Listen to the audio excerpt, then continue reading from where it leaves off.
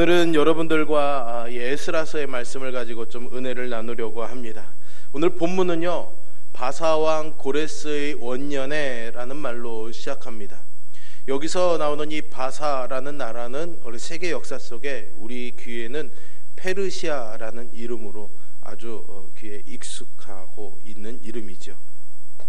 바로 이 바사왕이 세계사에서 키루스 2세로 알려진 페르시아의 창건 왕입니다. 첫 번째 왕이고 그가 페르시아를 세워서 제국의 기초를 쌓았던 것이죠. 오늘 성경은 이 에스라스가 시작하는 때가 바로 그 바사왕 원년 페르시아의 첫 번째 해에 있었던 일을 기록하고 있습니다. 이 페르시아는 바로 유다를 멸망시킨 바벨론을 멸망시키고 바벨론으로 포로로 끌려왔던 이 유다 백성들을 계속해서 복속시키는 나라이기도 하죠. 그런데 여러분, 어쩌면 세계사의 아주 굵직한 사건을 언급하고 있는 이 본문의 시작은 그 나라를 세웠던 고레스 왕이 시작한 일로 시작하고 있지만, 실제로는 이 문장의 주어는 하나님, 즉 여호와 하나님이시다라는 사실을 우리가 주목해서 볼 필요가 있습니다. 하나님께서는 예레미야의 입을 통하여 하신 말씀을 이루게 하시려고 어떤 일을 이제 시작하고 계시는 거죠.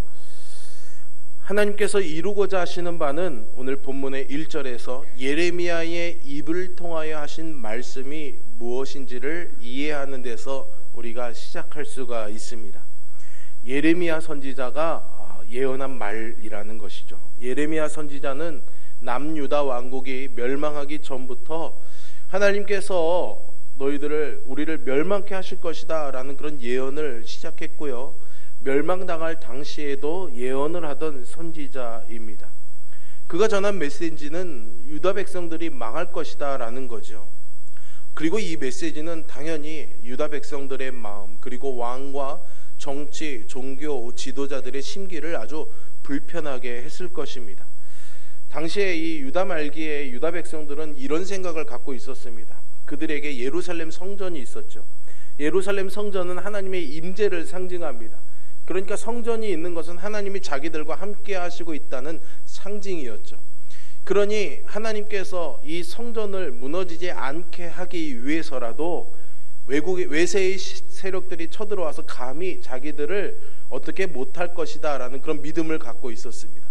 즉 성전이 있었으니까 성전이 무너지지 않기 위해서라도 하나님이 자기들을 지켜주실 것이다 라는 생각을 갖고 있었던 것이죠. 그런데 느닷없이 예레미야가 나타나서 우린 망할 거다 라고 말하고 있으니 그들이 듣기에 이것이 불편하게 들릴 수밖에 없었을 것입니다. 그런데 오늘 본문에서 예레미야가 전한 말, 예레미야의 입을 통하여 하신 말씀이라는 것은 이런 전반적인 예언이 아니라 또 다른 이야기를 말하고 있습니다. 하나님께서는 예레미야 선지자에게 이 멸망만을 예언하게 하신 것이 아니라요, 멸망당한 뒤의 일들도 예언하게 하셨습니다. 즉 바벨론에게 멸망당한 유다인들은 바벨론으로 끌려가게 될 것이고, 또 70년이 지나게 되면 다시 예루살렘으로 돌아오게 될 것이다 라는 그런 말씀이었던 거죠. 이제 하나님께서는 이 예레미야 선지자를 통해서 말씀하셨던 이 일을 이루고자 일어나십니다. 이것이 1절에 여호와께서 예레미야의 입을 통하여 하신 말씀을 이루게 하시려고 라는 이 말씀의 의미라고 말할 수 있습니다. 여기서 우리는 하나님의 말씀의 영원함을 우리가 알게 됩니다. 여러분, 하나님께서 하신 그 말씀은 하나님께서 또 이루시는 줄 믿으시기를 바랍니다. 하나님은 그 약속을 신실하게 이루시는 하나님이심을 믿으시기를 바랍니다. 하나님과 우리 사이의 이 언약은 아주 중요합니다. 왜냐하면 하나님이 태초에 천지를 창조하시고 우리들을 위하여 세상의 모든 만물들을 만드신 다음에 당신의 형상을 만든 우리들을 창조하시고 우리에게 약속하셨어요. 이 땅 위에 번성하고 충만하여 이것을 다스려라 라고 명령하셨죠. 그런데 여러분, 이것은 명령이 아니고 사실은 약속입니다. 내가 너희를 그렇게 살게끔 너희와 함께 하겠다라는 그런 하나님의 약속이셨죠. 그런 우리들이 타락해서 신라권, 즉 낙원에서 쫓겨나게 됨에도 불구하고 그 쫓겨나는 아담과 하와를 통해서 다시금 내가 너를 그렇게 멸망해 두도록 내버려 두지 않을 것이야. 너를 살리고 구원할 것이야 라는 구원의 메시지와 약속도 하나님이 주셨고, 메시아 예수 그리스도를 통하여서 십자가에서 그 약속을 하나님이 성취하셨습니다. 그러니 하나님이 약속하신 것을 이루시는 신실하신 하나님이라는 거죠. 여러분, 우리가 이 자리에 모여서 예배하는 이유, 내가 그리스도인이라는 이름을 가지고 살아가는 이유는 믿음 때문입니다. 그럼 그 믿음이 과연 무엇이냐라는 것이죠. 내가 잘 될 것이라는, 내가 뭔가 성공할 것이라는, 하나님 잘 믿으면 이 세상에서 뭔가 복과 안락을 누릴 것이라는 믿음입니까? 우리 그리스도인들은 그런 것을 믿지 않습니다. 우리가 믿는 것은 하나님이시며 그 하나님의 신실하심입니다. 그분이 하신 말씀을 믿는 거죠. 그러니 하나님의 신실하심은 우리 믿음의 근거가 되는 것입니다. 여러분들 사이에 누군가와 교제하시면서 그 사람이 믿을 만한 일을 하지 못하면, 즉 한 말을 자꾸 번복하거나 약속한 것을 지키지 않으면은 그 사람을 우리는 신뢰할 수가 없지 않습니까? 신실하다는 것은 그만큼 우리의 믿음이 아주 중요한 것입니다. 하나님이 약속하신 것을 이루시는 분이시기 때문에 우리는 믿음을 시작할 수가 있는 것이고, 우리는 믿음을 붙잡을 수가 있는 것이죠. 오늘 이 에스라서는 그 하나님을 우리에게 소개해주고 있는 겁니다. 약속하신 것을 이루시는 신실하신 하나님이죠.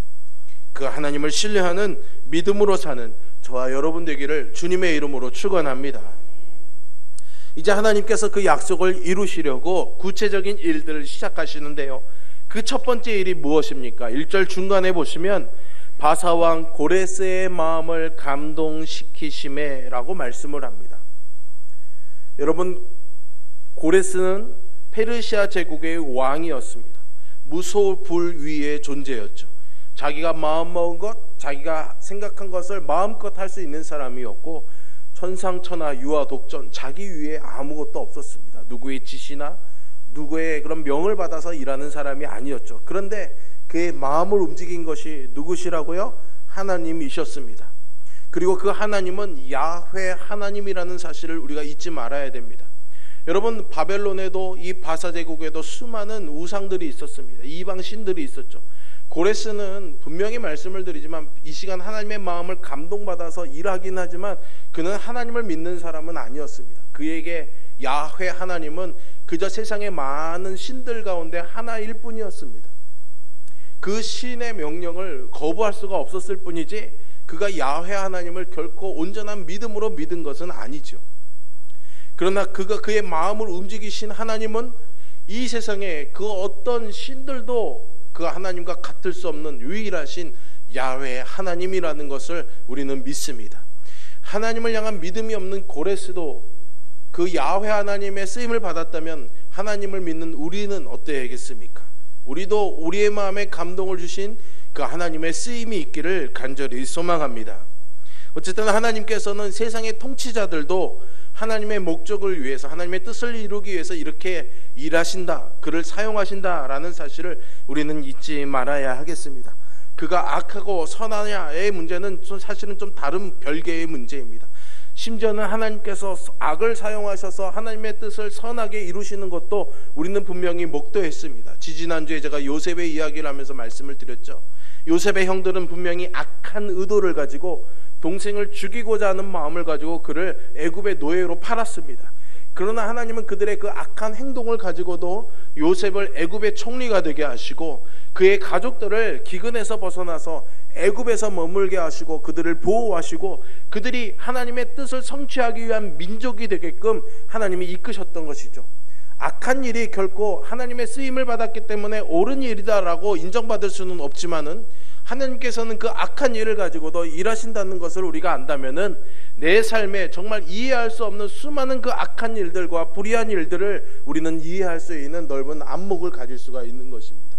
그것을 결코 옳다, 맞다라고 말할 수는 없겠지만은 하나님께서는 그 일을 가지고도 하나님의 목적을, 하나님의 선하신 뜻을 이루신다는 것은 우리에게 큰 용기와 소망을 주는 줄로 믿으시기를 바랍니다. 이해할 수 없는 일들 가운데서도 하나님의 역사하심을 맛보며 살아가는 저와 여러분이 될 수 있기를 주님의 이름으로 축원합니다. 이 고레스의 등장과 함께 그의 바벨론 정복과 페르시아 제국이 세워지는 것은 결국 하나님의 주권 아래서 일어난 일입니다. 결국 때가 되어서 하나님께서 이 고레스 왕의 마음을 움직이셔서 과거 바벨론 제국이 그들의 점령지에서 강제로 끌고 온 이 유대 민족들을 본토로 돌려보내고 그들의 신전을 세우게 하는 유화 정책을 펼치게 하신 것이죠.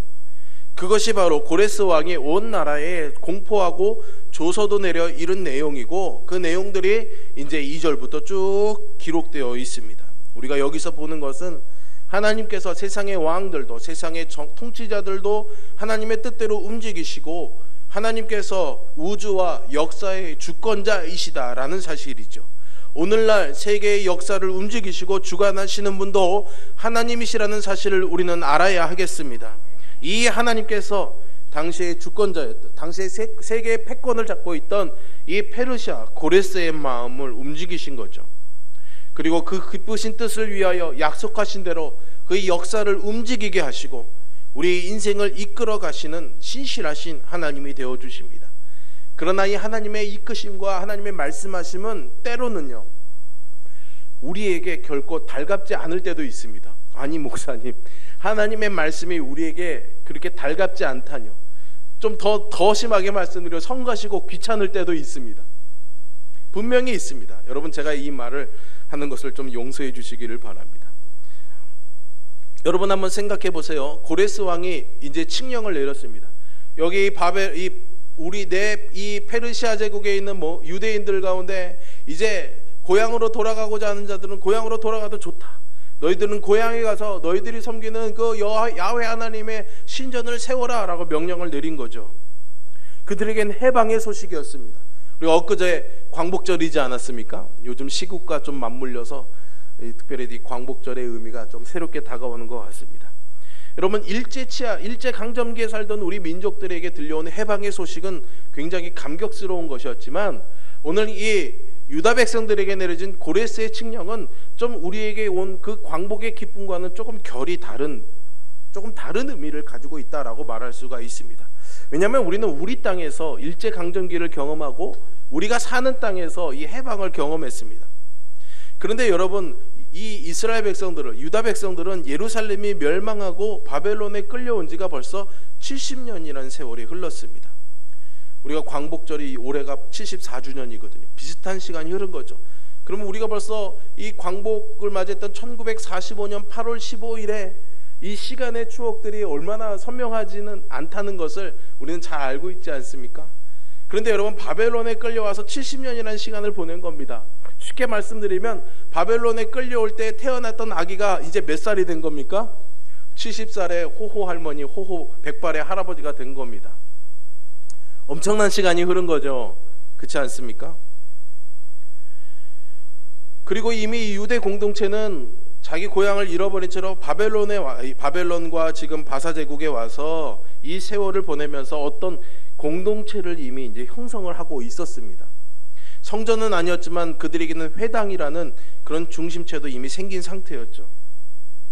그들은 그곳에 와서 집을 짓고 텃밭을 만들고 자녀를 낳고 그 자녀를 결혼시키고 또 손주를 보고 살아왔을 것입니다. 그리고 유대인들 중에는 다니엘처럼, 그리고 뒤에 나오는 느헤미야처럼 정치적으로 성공해서 어떤 입지적인 자리를 차지한 사람도 있었을 테고, 경제적인 어떤 성공을 이룬 사람들도 분명히 있었을 것입니다. 그런데 고레스 왕이 명령을 내려서 유대인들이 다 돌아가라는 것입니다. 이들에게 이 명령이 과연 어떤 의미로 다가왔을까요? 이야, 잘됐다, 얼른 짐 싸서 가자 그랬을까요? 이거 어떻게 해야 되지? 그런 생각하지 않았을까요? 당장 들어온 주문이 있는 생산업자는 이 물건은 어떻게 만들어 놓고 가야 되지? 만약에 우리 집에 어떤 아프신 환자가 있는데 이 환자를 두고 가야 되나 데리고 가야 되나? 결혼한 신혼부부는 아내가 만삭이 되었는데 과연 이 아내를 데리고 긴 여행길을 떨어서 고향을 돌아가야 될까? 어쩌면은 하나님의 이 고레스 왕을 통해 하신 일이 그들의 잔잔한 삶에 파문을 일으키는 사건이었을 거고, 자신의 인생에 결코 꼭 있지 않아도 될 만한 일이 아니었을까 하는 그런 생각도 해보게 됩니다. 여러분, 이 고레스의 왕의 명령을 조금 우리가 한번 살펴보겠습니다. 3절에 보시면 너희 중에 그의 백성된 자는 다 유다 예루살렘으로 올라가서 이스라엘의 하나님 여호와의 성전을 건축하라 이렇게 명령합니다. 그리고 4절에서는 그 남아있는 백성이 어느 곳에 머물러 살든지 그곳 사람들이 마땅히 금과 그 밖의 물건과 짐승을 도와주고 그 외에도 예루살렘에 세울 하나님의 성전을 위하여 예물을 기쁘게 드릴지니라 이렇게 말하고 있죠. 바로 제가 말씀드린 이 상황을 설명해 주고 있는 겁니다. 고레스 왕이 다 가라고 했지만 갈 수 있는 형편이 아닌 자기의 사정이 있는 사람들이 있었다라는 것이죠. 그래서 고레스 왕은 그 사정을 고려해서 오늘 본문의 말씀을 하는 겁니다. 남아있는 자들도 있을 수 있다는 것이 4절에 분명히 드러나고 있지 않습니까? 우리가 여기서 한 가지 주의해야 될 것은 고레스 왕의 칙령이 있었고 이것이 하나님이 이미 약속하는 일을 성취하는 것임을 알고 있음에도 불구하고 예루살렘으로 돌아가지 못하는 사람, 예루살렘으로 돌아가지 않기로 결정한 사람들이 있었는데요. 그들을 그러면 이 사람들은 하나님의 말씀, 하나님이 하시는 일을 보고도 따라가지 않은 믿음이 없는 사람들이라고 단정할 수 있느냐라는 것입니다. 여러분들은 어떻게 생각하십니까? 가지 않은 이 사람들 믿음 없는 사람들일까요? 아니면은 이 명령을 따라서 자신이 갖고 있는 모든 것들을 두고 고향으로 돌아간 사람들은 대단한 믿음을 가진 사람이라고 말할 수 있을까요, 여러분? 여러분들이 어떻게 대답하실지 참 궁금합니다. 시간만 있다면 다 하나하나 물어보고 싶습니다. 여러분, 다니엘이라는 인물이 있습니다. 바벨론의 포로로 끌려와서 가장 성경에 기록된 입지전적인 인물이기도 하죠. 다니엘이 성경의 학자들이 추정해 보건대 이 고레스 왕의 명령이 있을 때에도 생존해 있을 것으로 추정하고 있습니다. 10대 때 바벨론으로 왔으니까 70년이라는 시간이 흘렀으니까 비록 그 당시에 오래 사는 것이 쉬운 일은 아니었겠지만 이게 인간적인 수명으로 생각해 봤을 때 80대 중반 후반 여전히 생존해 있을 가능성이 있었죠. 실제로 그런 기록들이 성경에 사실은 찾아볼 수가 있는데요. 여러분, 바벨론에서 이 바사 제국에서 이제 예루살렘으로 돌아가는 명단들이 뒤에 보면 쭉 나오는데요. 그 어디에도 다니엘의 이름은 나오지 않습니다. 다니엘이 예루살렘으로 돌아갔다는 기록은 찾아볼 수 없습니다. 왜 그랬을까요? 왜 그랬을까요, 여러분? 저도 잘 모릅니다. 왜냐하면 성경에 나와 있지 않으니까요. 하지만 그에게도 분명한 나름의 이유가 있었겠죠. 그와 비슷한 사람들도 많이 있었을 것입니다. 그리고 고레스 왕의 명령도 다 무조건 돌아가라는 그런 명령도 아니었습니다. 그래서 고레스가 명령하죠. 이것은 하나님이 주신 섭리라고 저는 생각합니다. 4절을 보십시오, 여러분. 그곳 사람들이, 그러니까 먼저 4절에 시작할 때 어떻게 시작합니까? 그 남아있는 백성이, 그러니까 다 가지는 않았다는 거예요. 다 가지 않을 수도 있다라는 거예요. 그러니까 남아있는 유다 백성들이 있을 수 있다라는 거죠. 그리고 그 뒤에 가서 보시면 그곳 사람들이로 바뀌어서 설명해주고 있습니다. 그러면 그곳 사람들은 그 지역에 살던 사람들이 아니라 같이 살던 유다 공동체에서 돌아가기로 결정한 사람들이 아닌 남기로 결정한 사람들을 말하는 거다라고 생각해 볼 수가 있겠죠. 그래서 왕의 명령은 돌아가기로 결정한 사람들을 위해서 그 남아있는 그곳의 사람들이 은과 금과 그 밖의 물건과 짐승으로 도와줄 뿐만 아니라 다시금 세워질 예루살렘 성전을 위해서 예물을 기쁘게 드릴 것을 요구합니다. 그러니까 쉽게 말씀드리면 함께 가지 못할 거면은 물질로라도 동참하라는 것이죠. 나아가서 세워질 그 성전을 위해서 기쁘게 예물을 드리라는 것입니다. 여러분, 사람들마다 다 사정과 형편이 다릅니다. 하나님께서는 한 사람의 예외도 없이 모두 다 예루살렘으로 돌아가라고 말씀하지 않으십니다. 억지로 가라고 강요하지도 않으십니다. 하지만 하나님께서는 그들의 각기 다른 형편과 사정들 속에서 동일하게 요구하시는 것이 분명히 한 가지가 있습니다. 그것은 바로 믿음입니다. 하나님에 대한 신뢰인 것이죠. 그 믿음을 자신의 자리에서 행하라는 것입니다. 지금 보따리를 싸서 예루살렘으로 가서 성전을 세우든지 그럴 만한 형편이 되지 못하면 자기가 가지고 있는 물건들을 가지고 갈 사람들에게 내어줌으로 말미암아 그 이 하나님의 일에 동참하라는 것이죠. 그리고 이 원리는 지금의 우리의 삶에도 동일하게 적용해 볼 수가 있습니다. 그리고 그들을 뿐만 아니라 또한 다른 일들을 통해서 하나님께서 일들을 시작해 가시죠. 하나님께서는 바벨론 땅에 정착해 살고 있는 그 백성들의 마음에 감동을 주십니다. 5절을 한번 보십시오. 이에 유다 베냐민 족장들과 제사장들과 레위 사람들과 그 마음이 하나님께 감동을 받고 올라가서 예루살렘에 여호와의 성전을 건축하고자 하는 자가 다 일어나니 라고 말씀을 합니다. 여러분, 결국 예루살렘으로 돌아가기로 결정한 사람들은 하나님께서 그 마음에 감동을 주신 사람들이었습니다. 이들 중에는 유다와 베냐민의 족장들도 있었고요, 제사장들과 레위 사람들도 있었습니다. 하나님께서는 이런 지도자들에게 은혜를 베푸셨다는 것은 참으로 중요한 것입니다. 지도자들이 은혜를 받아야 되죠. 이들에게 귀환은 단순히 고향으로 돌아가는 것이 아니었고 그 이상의 개념이 있었던 겁니다. 성전 건축이었던 것이죠. 다시 돌아가서 하나님과의 관계를 회복하는 것이었습니다. 그런 열망이 있었던 것이죠. 하나님께서는 그래서 유다와 베냐민 지파의 지도자들 그리고 제사장들과 레위인들까지도 감동을 받아 모든 것을 내려놓고 돌아갈 마음이 일어나게 하셨습니다. 그러니 하나님이 감동을 주신 것은 고레스 왕만이 아니었던 것이죠. 그리고 또 더 나아가서 평범한 모든 백성들의 마음도 감동하게 하셨습니다. 그래서 은과 금과 그런 물품과 짐승들 보물로서 귀환하는 형제들을 축복하도록 남아있는 사람들의 마음에도 하나님께서 감동을 하셨습니다. 그리고 6절로 넘어가서 보시면요, 그 사면 사람들이라고 시작하고 있습니다. 앞에서 남아있는 사람들을 4절에서 그리고 그 사람들을 그곳 사람들이라고 표현했습니다. 그러니 6절에서 또 그곳 사람들이라고 설명해 줘야 되는데 그 사면 사람들이라는 표현을 또 바꿔서 쓰고 있습니다. 왠지 좀 이 규모가 더 커진 것, 다른 사람들이 더 포함되는 것 같은 그런 확장된 느낌을 받지 않습니까? 아닌가요, 여러분? 아니어도 할 수 없고요, 저는. 예. 그런데 이 말씀은 사면 사람들, 그 사면 사람들이 은그릇과 금과 물품과 짐승과 보물로 돕고 그 외에도 예물을 기쁘게 드렸더라. 내용은 4절에 말한 것을 그대로 지키는 내용인데 사람들은 조금 더 확장된 느낌을 갖고 있는데 이 장면은 왠지 우리가 본 것 같은 데자뷰 현상을 불러일으킵니다. 어디서 본 것 같은 장면이에요. 어디서 경험해 본 것 같은 장면이죠. 어떤 장면일까요? 출애굽입니다. 출애굽. 처음 출애굽할 때 있었던 경험을 다시금 이제 바벨론이란 이 바사라는 왕국에서 또 다른 제2의 출애굽을 하면서 경험케 하시는 거죠. 출애굽 때 어떤 일이 있었습니까? 여러분, 출애굽기 12장 35절부터 36절까지의 말씀을 보면은 오늘 본문과 연결된 사건이 하나 나오는데요.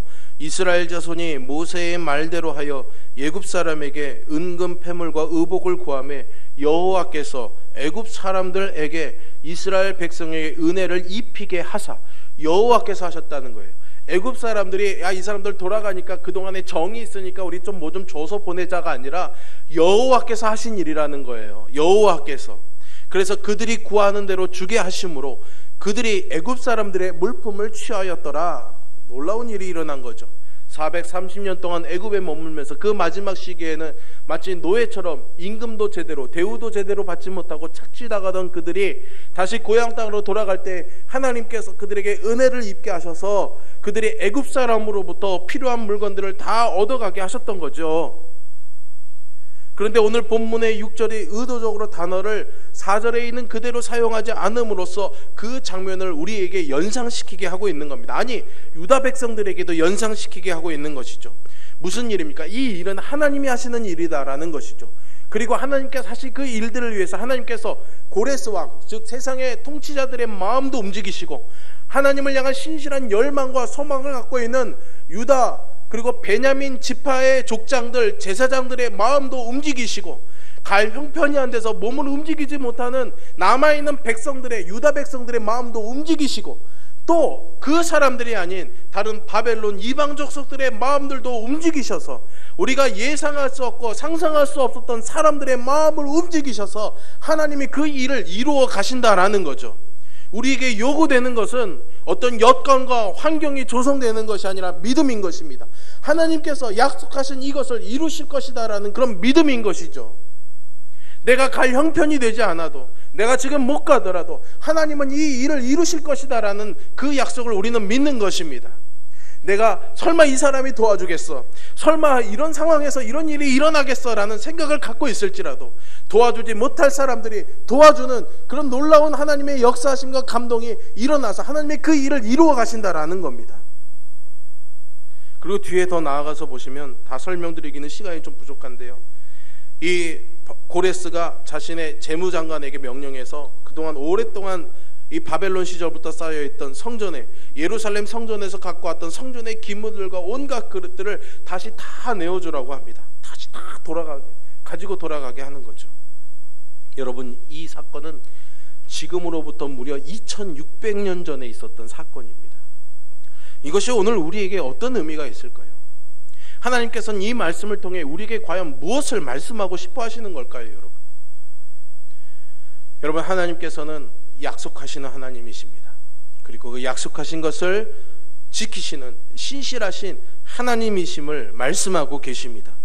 그리고 그것을 위해서 세상의 패권을 잡은 제국의 왕의 마음도 움직이시는 하나님이십니다.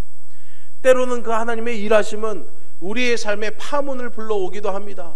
성가시고 귀찮은 일들을 줄 때도 있습니다. 하나님, 내가 꼭 굳이 이런 일을 경험하면서까지 하나님을 믿어야 됩니까? 지금 이 평안과 안정을 누리며 그냥 살아가면 안 되겠습니까? 라는 질문을 하게 만들죠. 그러나 언제나 우리가 어떤 형편, 어떤 상황 가운데 있든지 간에 우리에게 하나님께서 요구하시는 것은 지금 네가 무엇을 버렸느냐, 무엇을 포기했느냐가 아니라 우리의 믿음을 요구하신다는 사실을 여러분 기억하시기를 바랍니다. 그리고 그 어떤 일을 우리에게만 맡겨두지 않으시고 우리가 알아서 하라고 내버려두지 아니하시고 하나님께서 필요한 사람들의 마음을 감동케 하시고 그들을 사용하셔서 그 일을 우리를 통해서 이루어 가신다는 사실을 여러분 꼭 기억하시기를 바랍니다. 오늘 본문에서 우리는 그런 하나님을 만나야 되는 거죠. 바벨론에서 수십 년을 살아왔던 유다 백성들에게 어느 날 뜬금없이 선포된 이 고레스 왕의 칙령은 어떤 사람들에게는 일견 기쁜 소식이었겠지만 어떤 유대민들에게는 불편한 이야기일 수도 있었을 것입니다. 여러분들에게는 어떻습니까? 어느 쪽이든 상관이 없습니다. 우리도 신앙생활을 위해서 때로는 일정한 희생을 요구받을 때가 있습니다. 성전을 재건하기 위해 예루살렘으로 돌아가야 하는 유다 백성과는 그 의미는 좀 다르다고 말할 수 있겠지만 동일한 것은 우리도 이 일을 믿음으로 감당해야 된다라는 것이죠. 그리고 하나님께서 이 일의 주인이 되어주시고 이 일의 리더가 되어주시고 마침이 되어주실 줄 믿으시기를 바랍니다. 나는 알파요 오메가, 처음과 나중의 하나님이라. 하나님께서 이 일을 시작하시고 그 일을 이루시는 하나님이시고 그 가운데 우리에게 믿음을 요구하시고 우리를 통해서 이 일을 이루어가기를 원하신다는 것이죠. 언제나 성경은 우리에게 우리가 우리의 힘으로 이 일을 감당하라고 말하지 않습니다. 우리의 형편과 처지가 달라서 당장 그 일을 할 수 있는 사람도 있고 할 수 없는 사람도 있겠지만 우리가 어떤 행위를 하든지 그 행위로 우리의 믿음을 평가받는 것이 아니라는 것이죠. 하나님만이 우리를 아시고 우리를 판단하시는 하나님이 되어주십니다. 다만 우리가 해야 될 일은 우리가 있는 이 자리에서 하나님이 우리에게 요구하시는 믿음이라는 것을 우리는 잘 기억해야 됩니다. 그리고 여기 있는 우리 모두가 우리가 있는 그 자리에서 하나님께 믿음으로 반응하는 사람들이 될 수 있기를 간절히 소망합니다. 그리고 그 일을 이루시는 분이 하나님이시라는 사실을 여러분 꼭 아시기를 바랍니다. 왕의 마음을 움직이시는 하나님, 원하시면 누구의 마음이라도 감동케 하셔서 그 일에 동참케 하시는 전능하신 하나님이 이제 여러분들의 삶에 하나님의 일을 시작하실 줄로 믿습니다. 때로는 잔잔한 옷에 돌을 던지는 것처럼 우리의 삶에 파문이 일어나는 일도, 그런 역사들도 일어나겠지만 여러분 결코 흔들리지 마시기를 바랍니다. 하나님이 하실 일을 이루신다는 것을, 그리고 우리는 결국에는 바벨론에 머물 것이 아니라 반드시 그 하나님의 나라에 가야 될 사람들이라는 것을 잊지 마시기를 바랍니다. 처음에는 사람들이 다 가지는 않았지만 결국 2차, 3차에 걸쳐서 유다 백성들은 고향으로 돌아가게 됩니다. 하나님께 우리는 반드시 나아가야 됩니다. 여러분, 우리 모두가 하나님께서 하실 그 일들을 기대하고 또 그것을 보는 믿음의 사람이 될 수 있기를 주님의 이름으로 축원합니다. 기도하겠습니다.